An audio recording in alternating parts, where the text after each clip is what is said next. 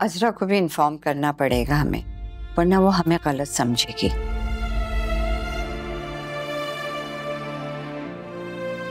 आप ठीक कह रही हैं, लेकिन आप फूफू को जब बताएंगी तो वो यहाँ मुझे लेने आ जाएंगी और मैं उस घर में कदम भी नहीं रखना चाहती।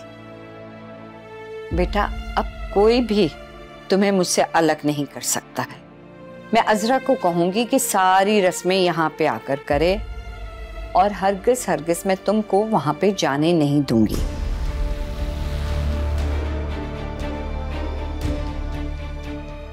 लेकिन आंटी, मुझे थोड़ा वक्त चाहिए। मेरे ख्याल से अम्मी बिल्कुल ठीक कह रही है, और वैसे भी मैं नहीं चाहता कि हम उसको फोर्स करें।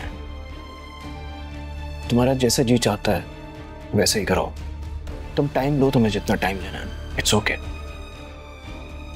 वो तो सब ठीक है बेटा, लेकिन अजरा को तो बताना पड़ेगा, उस पे हमारा गलत इंप्रेशन पड़ेगा।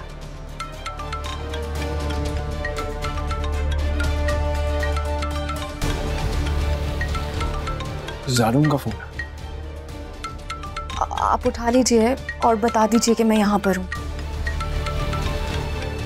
बता दूँ? जी।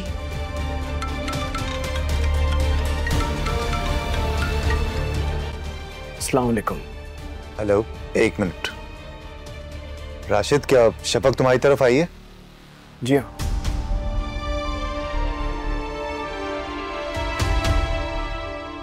तो तुम्हें बताना चाहिए था ना राशिद, हम लोग कितने परेशान हैं यहाँ पर। यार, आई एम रियली सॉरी। जब ये आई तो उसकी तबीयत काफ़ी ख़राब थी। कुछ पूछने पे बता भी नहीं रही थी। हमें समझ में नहीं आया कि हम क्या करें।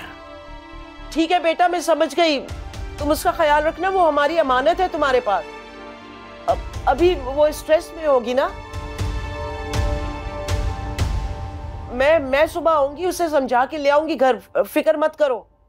शुक्रिया। अल्लाह हाफिज। अल्लाह हाफिज। फूफू आए या फिर ज़ारून भाई, मैं उस घर में हरगिज नहीं जाऊंगी। यही मेरा फैसला है। अच्छा, चलो ठीक है। तुम परेशान नहीं हो। जो तुम्हारा फैसला वही हमारा फैसला। ठीक है? अब से तुम्हारी सारी प्रॉब्लम मेरी है। तुम्हें परेशान होने की कोई जरूरत नहीं है। बिल्कुल रिलैक्स करो और आराम करो, बस मैं देख लूंगा। जाओ बेटा, तुम अपने कमरे में जाकर सुकून से सो जाओ। जाओ मेरा बच्चा।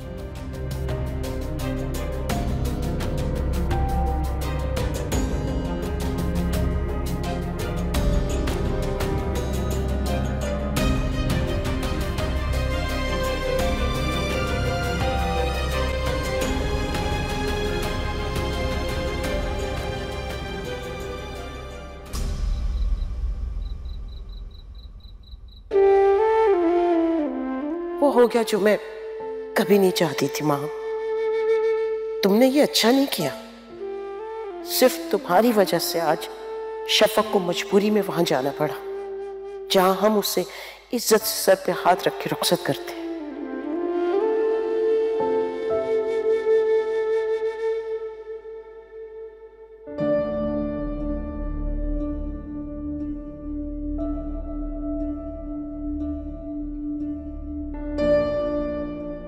फूफू अगर आई तो मैं उनके सामने इनकार नहीं कर सकूंगी।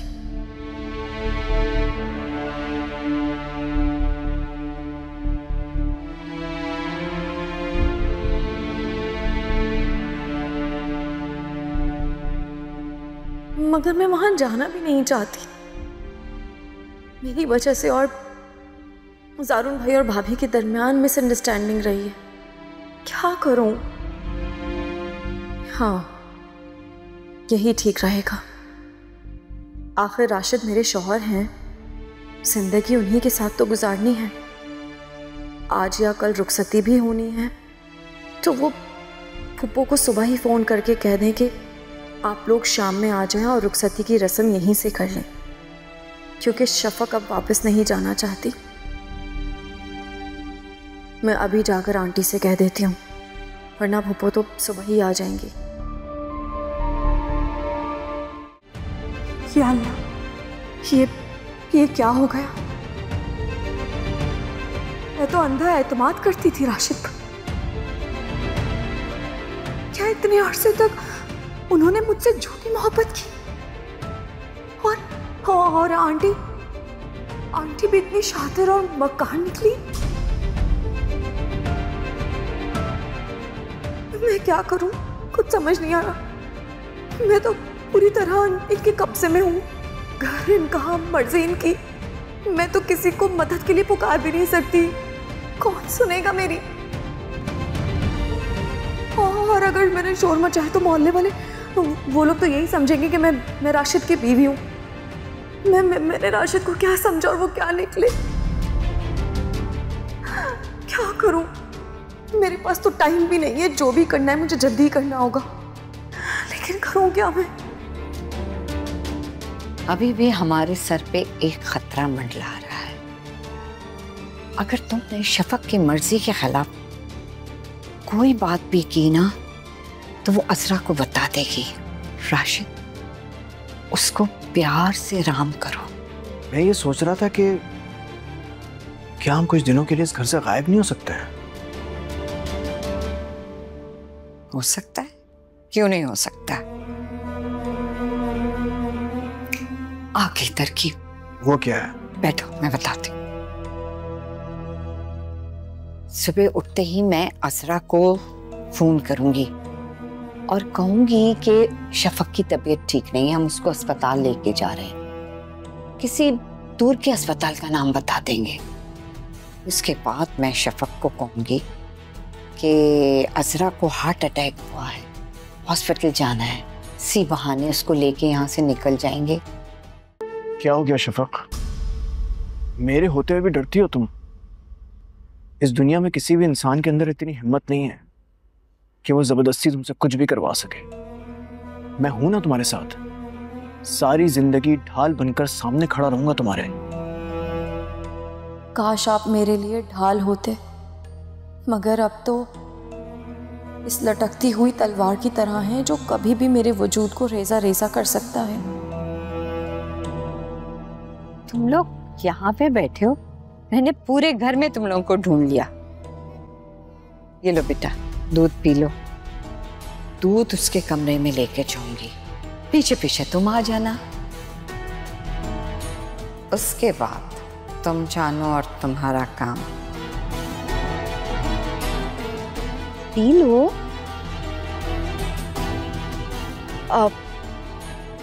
आंटी, वो मेरी ना तबीयत ठीक नहीं है, अजीब सी घबराहट हो रही है। मैं बाद में पी लूंगी। अब तो मैं तुम्हारे कमरे में रख देती हूँ। आप तकलीफ क्यों कर रही हैं? मैं ले जाऊंगी। चलो। अच्छा ये बताओ कि क्या मसला है जो तुम लोग यहाँ पे आके बैठे हो? हाँ कुछ नहीं, वो एक्चुअली इसका दिल बहुत घबरा रहा था। कहने लगी बाहर बैठते हैं। मैंने कहा कोई प्रॉब्लम नहीं, आ जाओ। लाजमी है, जब से ये आई है ना तो कमरे में बंद है, तो घबराहट नहीं होगी मेरी बच्ची को। अच्छा हुआ आंटी आप आ गई। मुझे आपसे और राशिद से एक जरूरी बात करनी है।